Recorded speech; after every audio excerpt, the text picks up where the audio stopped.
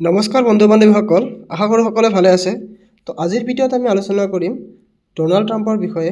হয় বন্ধু বান্ধৱীসকল, Donald Trump আপোনালোকে সকলোৱে হয়তো নামটো শুনিছে। ডোনাল্ড ট্ৰাম্প 2025 চনৰ 20 জানুৱাৰী তাৰিখে তেখেতে আমেৰিকা যুক্তৰাষ্ট্ৰৰ 47তম ৰাষ্ট্ৰপতি ৰূপে শপত গ্ৰহণ কৰিছে। তো আজিৰ ভিডিঅ'ত ডোনাল্ড ট্ৰাম্পৰ বিষয়ে জানিবৰ কাৰণে চেষ্টা কৰিম। তো আহক আমি চাওঁ তেখেতৰ বিষয়ে কি দিয়া আছে। এয়া হৈছে ডোনাল্ড ট্ৰাম্প। আপোনালোকে তেখেতৰ ছবিটো চাই আছে। আমেৰিকা যুক্তৰাষ্ট্ৰৰ ৰাষ্ট্ৰপতি কাৰ্যভাৰ গ্ৰহণ কৰিছে 20 জানুৱাৰী 2025 চন তাৰিখে। উপৰাষ্ট্ৰপতি হৈছে জে.ডি. ভিন্স, উত্তৰসূৰী জো বাইডেন। তেখেতে ইয়াৰ আগতো আমেৰিকা যুক্তৰাষ্ট্ৰৰ 45তম ৰাষ্ট্ৰপতি ৰূপে কাৰ্যভাৰ গ্ৰহণ কৰিছিল আৰু সেয়া সময় আছিল 20 জানুৱাৰী 2017 চনৰ পৰা 20 জানুৱাৰী 2021লৈ। আৰু তেতিয়াৰ উপৰাষ্ট্ৰপতি আছিল মাইকেল পেন্স। পূৰ্বসূৰী আছিল বাৰাক ওবামা, উত্তৰসূৰী হ'ল জো বাইডেন। অৰ্থাৎ তেখেতৰ পিছত আকৌ জো বাইডেন ৰাষ্ট্ৰপতি হৈছিল। ব্যক্তিগত তথ্য, ডোনাল্ড ট্ৰাম্পৰ জন্ম হৈছিল 24 জুন 1946 চনত। তেখেতৰ বৰ্তমান বয়স 78 বছৰ। কুইন্স, নিউয়ৰ্ক, আমেৰিকাত তেখেতৰ জন্ম হৈছিল। ৰাজনৈতিক দল ৰিপাব্লিকান। তেখেতৰ আন ৰাজনৈতিক সম্পৰ্ক ৰিফৰ্মছ, ডেম'ক্ৰেটিক বা নিৰ্দলীয়ৰ লগতো নিৰ্দলীয় ৰূপেও তেখেতে প্ৰতিদ্বন্দ্বিতা আগবঢ়াইছিল। তেখেতৰ দাম্পত্য সংগী অৰ্থাৎ তেখেতৰ ৱাইফ আইভানা জেংকভা তেখেতৰ লগত বিয়া হৈছিল 1977 চনত আৰু বিবাহ বিচ্ছেদ হৈছিল 1990 চনত।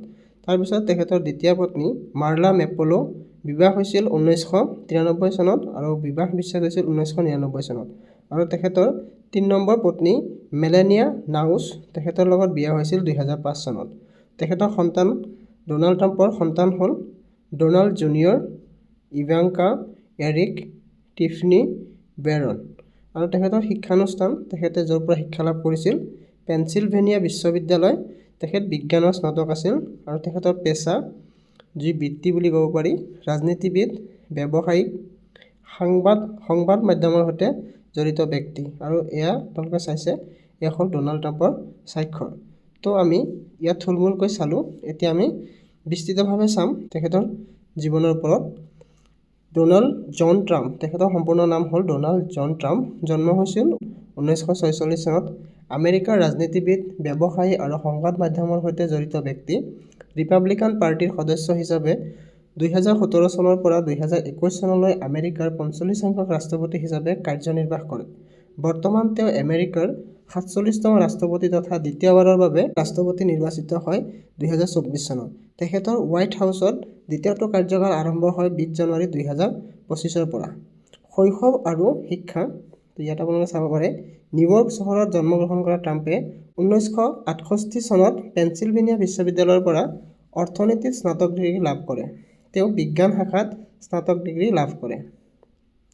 ব্যৱসায় আৰু ৰাজনীতি, 1971 চনত ট্ৰাম্প পিতৃৰ ৰিয়েল ইষ্টেট ব্যৱসায়ৰ সভাপতি হয়। তাৰ পিছতে তেওঁ ব্যৱসায়ৰ নাম সলনি কৰি ট্ৰাম্প অৰ্গেনাইজেশ্যন কৰে আৰু আকাশচুম্বী ঘৰ, হোটেল, কেছিনো নিৰ্মাণৰ লগতে গল্ফ খেলপথাৰ নিৰ্মাণ আৰু উন্নয়নৰ কামত হাত দিয়ে। 1990 চনত ব্যৱসায়িক বিফলতাৰ পিছত ট্ৰাম্পে পাৰ্শ্ব উদ্যোগ আৰম্ভ কৰে।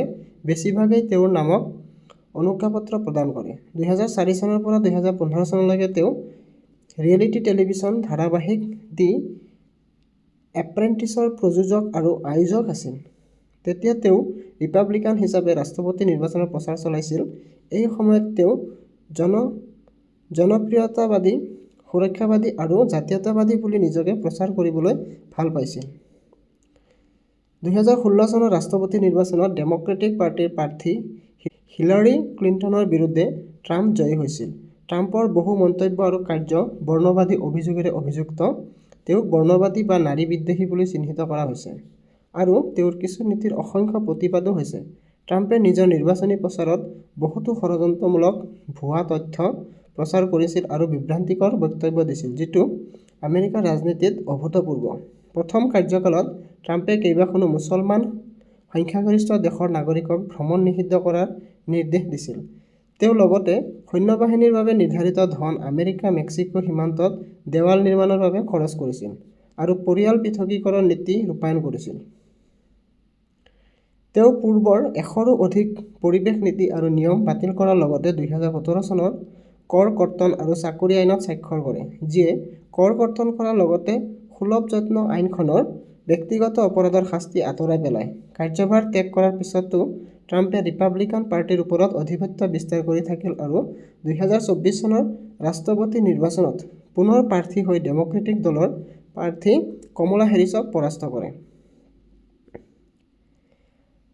ট্ৰাম্প আমেৰিকাৰ ইতিহাসত একেৰাহে কাৰ্যকাললৈ নিৰ্বাচিত হোৱা দ্বিতীয়জন ৰাষ্ট্ৰপতি আৰু আমেৰিকাৰ ৰাষ্ট্ৰপতি নিৰ্বাচনত জনপ্ৰিয় ভোট লাভ কৰা দুটা দশকৰ ভিতৰত প্ৰথমজন ৰিপাব্লিকান হ'ব বুলি চিহ্নিত কৰা হৈছে।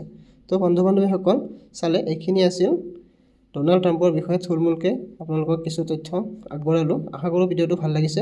যদিহে ভিডিঅ'টো ভাল লাগিছে, আমাৰ চেনেলত যদি আপুনি নতুন হয় তেতিয়াহ'লে চেনেলটি ছাবস্ক্ৰাইব কৰি ল'ব আৰু লগৰ বন্ধু-বান্ধৱীৰ লগত ভিডিঅ'টো শ্বেয়াৰ কৰি দিব। তো আজিলৈ এইখিনি আছিল।